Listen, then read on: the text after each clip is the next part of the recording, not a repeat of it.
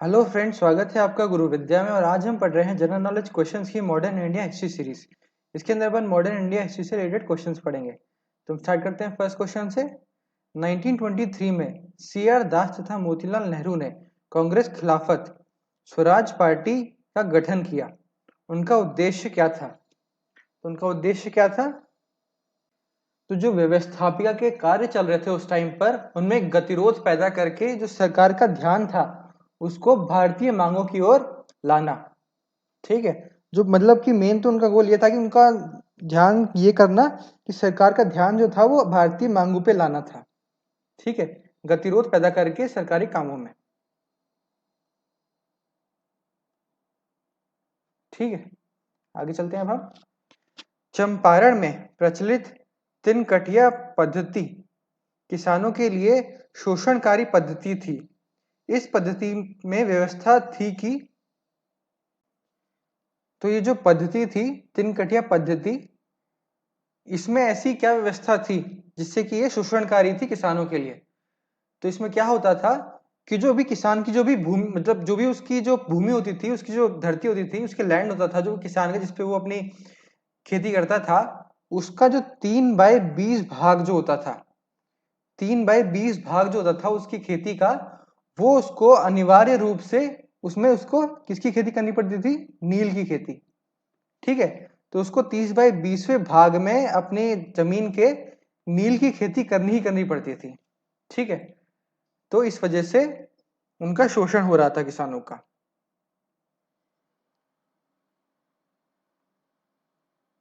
ठीक है, आगे चलते हैं नेक्स्ट क्वेश्चन पर। खेड़ा सत्याग्रह समाप्त हुआ। तो जो खेड़ा सत्याग्रह था वो जब समाप्त हुआ, तो वो जब समाप्त हुआ था तो किस कारण से हुआ था? हमारा आंसर क्या है कि जब गांधी जी को पता चला, जो गांधी जी थे उनको जब पता चला कि जो किसान से जो वो लिया जाता है, लगान की वसूली की जाती है किसानों से, वो उन्हीं किसानों से वसूली की जाएगी लगान की, जो कि उस लगान को दे पाएंगे। जो कोई किसान लगान देने के सक्षम ही नहीं है, उनसे लगान की वसूली भी नहीं की जाएगी। जब ये गांधी जी को पता चला कि ऐसा कानून आ गया है, ऐसा आदेश आ गया है, तो फिर खेड़ा सत्याग्रह जो था वो समाप्त हो गया। ठीक है, जब गांधी जी को ज्ञात हुआ कि सरकार ने आदेश जारी किया है कि लगान की वसूली केवल उन्हीं किसानों से की जाए जो उसे वहन करने के सक्षम है। ठीक, आगे चलते हैं नेक्स्ट क्वेश्चन पर। बी के दत्त एवं भगत सिंह ने केंद्रीय केंद्रीय लेजिस्लेटिव असेंबली में बम फेंका। इसके पीछे उनका क्या उद्देश्य था? तो जब इन दोनों ने बम फेंका था केंद्रीय लेजिस्लेटिव असेंबली के अंदर, तो उसके पीछे उनका उद्देश्य क्या था? तो हमारा आंसर क्या है कि उस केंद्रीय लेजिस्लेटिव असेंबली में दो बिल पास हो रहे थे। कौन कौन से बिल? एक तो था पब्लिक सेफ्टी बिल, और दूसरा कौन सा बिल था? वो था ट्रेड डिस्प्यूट बिल। ठीक है, तो ये दो बिल पास किए जा रहे थे किसमें? केंद्रीय लेजिस्लेटिव असेंबली में उस टाइम पर। तो इन दोनों बिल का विरोध करते हुए ही जो थे वो बी के दत्त और भगत सिंह ने बम फेंका था किसमें? केंद्रीय लेजिस्लेटिव असेंबली के अंदर। ठीक है, इन दो बिल का विरोध करते हुए। ठीक, पब्लिक सेफ्टी बिल और ट्रेड डिस्प्यूट बिल के प्रति विरोध व्यक्त करना। आगे चलते हैं अब हम।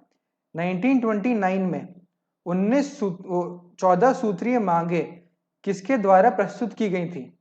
तो 1929 के अंदर 14 सूत्रीय मांगे थी, वो किसके द्वारा प्रस्तुत की गई थी? हमारा आंसर क्या है? मोहम्मद अली जिन्ना द्वारा। किसके द्वारा की गई थी ये? मोहम्मद अली जिन्ना द्वारा की गई थी। ठीक है, आगे चलते हैं नेक्स्ट क्वेश्चन पर। 1942 में ब्रिटिश सरकार ने क्रिप्स मिशन भारतीय क्यों भेजा? तो जो 1942 में ब्रिटिश सरकार ने क्रिप्स मिशन को भारत में क्यों भेजा था? तो हमारा आंसर क्या है जो वर्ल्ड वॉर 2 हुआ था, द्वितीय विश्व युद्ध, उसके अंदर भारतीयों का समर्थन पाने के लिए, ठीक है, जो भारतीय थे उनका समर्थन पाने के लिए उन्होंने वर्ल्ड वॉर 2 में जो था वो क्रिप्स मिशन भेजा था 1942 में, ठीक है, द्वितीय विश्व युद्ध में भारतीयों का समर्थन प्राप्त करने हेतु। आगे चलते हैं अब हम। अप्रैल 1946 में दिल्ली में हुए मुस्लिम लीग के अधिवेशन में घोषणा की गई कि लीग पाकिस्तान की मांग मनवाने के लिए प्रत्यक्ष कार्यवाही दिवस मनाएगी। यह दिवस किस तिथि को मनाया गया? तो ये जो दिवस था जिसमें प्रत्यक्ष कार्यवाही दिवस कहा गया, जिसको मुस्लिम लीग के द्वारा, ये दिवस कब मनाया गया था? हमारा आंसर क्या है? 16 अगस्त 1946 को, ठीक है। तो ये दिवस कब मनाया गया था? प्रत्यक्ष कार्यवाही दिवस 16 अगस्त 1946 को मनाया गया था, ठीक है। आगे चलते हैं नेक्स्ट क्वेश्चन पर। अगस्त प्रस्ताव एवं क्रिप्स मिशन 1942 की असफलता तथा कांग्रेस द्वारा शुरू किए गए आंदोलन के दौरान राष्ट्रीय सरकार की स्थापना की मांग को अस्वीकार किए जाने पर कांग्रेस ने बंबई के विशेष अधिवेशन में 8 अगस्त 1942 को भारत छोड़ो प्रस्ताव पास किया। इसी अवसर पर गांधी जी ने बंबई के ग्वालियर टैंक मैदान में लोगों को क्या नारा दिया? तो उसी टाइम पर गांधी जी ने जो था वो बंबई के ग्वालियर टैंक मैदान में लोगों को था जो क्या नारा, कौन सा नारा दिया था? तो नारा कौन सा था? वो नारा था करो या मरो, ठीक है, करो या मरो नारा दिया था उस टाइम गांधी जी ने। आगे चलते हैं नेक्स्ट क्वेश्चन पर। वेवल योजना पर विचार करने के लिए 25 जून 1945 को शिमला में एक सम्मेलन का आयोजन किया गया। इसमें कांग्रेस, मुस्लिम लीग, केंद्रीय विधानसभा के यूरोपीय दल एवं अन्य निमंत्रित लोगों ने भाग लिया, परंतु किस कारण कार्यकारिणी के निर्माण पर कोई समझौता नहीं हुआ? तो इन जितने सारे लोगों ने जो भाग लिया था इसके अंदर, उसके के बाद भी कार्यकारिणी के निर्माण पर कोई समझौता क्यों नहीं हुआ? तो उसका आंसर क्या है? सांप्रदायिक मतभेद के कारण। जो सांप्रदायिक मतभेद चल रहा था इन सबके बीच, उसके कारण जो था वो कार्यकारिणी के निर्माण पर कोई समझौता नहीं हो पाया, ठीक है, सांप्रदायिक मतभेद के कारण। आगे चलते हैं नेक्स्ट क्वेश्चन पर। 1907 में भारतीय राष्ट्रीय कांग्रेस का पहला विभाजन हुआ था। तो 1907 में जो भारतीय राष्ट्रीय कांग्रेस थी उसका पहला विभाजन हुआ था। तो ये कहां हुआ था? ये हुआ था सूरत अधिवेशन में, ठीक है। कहां हुआ था? ये सूरत अधिवेशन में हुआ था। 1907 में भारतीय राष्ट्रीय कांग्रेस का पहला विभाजन सूरत अधिवेशन में हुआ था, ठीक है, सूरत अधिवेशन में। आगे चलते हैं नेक्स्ट क्वेश्चन पर। किसने कहा था कांग्रेस पतन के लिए लड़खड़ा रही है? मेरी सबसे बड़ी अभिलाषा है जब तक मैं भारत में हूं कांग्रेस की शांतिपूर्ण समाप्ति में सहायता करना है। तो ये किसने कहा था? ये शब्द किसने कहे थे कि जो कांग्रेस है, कांग्रेस के पतन के लिए लड़खड़ा रही है और मेरी ये अभिलाषा है कि मैं इसकी शांतिपूर्ण समाप्ति में सहायता करूं? ये कहा था लॉर्ड कर्जन ने, ठीक है। ये किसने कहा था? लॉर्ड कर्जन ने कहा था ऐसा। आगे चलते हैं नेक्स्ट क्वेश्चन पर। कांग्रेस ने पहली बार कब देशी रियासतों के प्रति अपनी नीति घोषित की? जो कांग्रेस है उसने पहली बार कब देशी रियासतों के प्रति अपनी नीति घोषित करी थी? तो हमारा आंसर क्या है?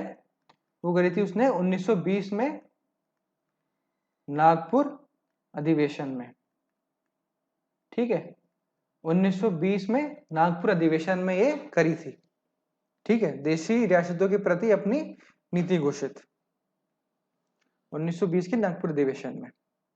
आगे चलते हैं नेक्स्ट क्वेश्चन पर। समूचा भारत एक विशाल बंदी गृह है। उपयुक्त कथन किसका था कि समूचा भारत एक विशाल बंदी गृह है?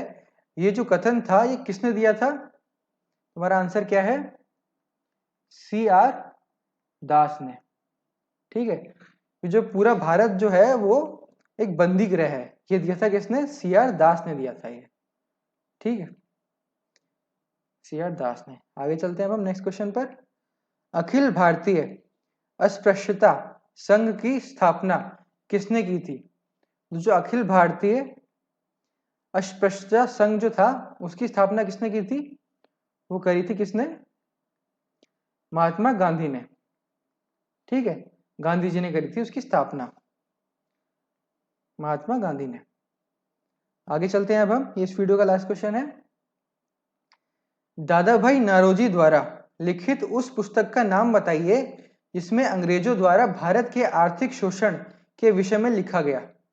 तो दादा भाई नौरोजी की कौन सी पुस्तक थी जिसमें अंग्रेजों द्वारा भारत के आर्थिक शोषण के बारे में लिखा गया है? तुम्हारा आंसर क्या है? Poverty and un British rule in India. ठीक है, उस पुस्तक का नाम क्या था? Poverty and un British rule in India.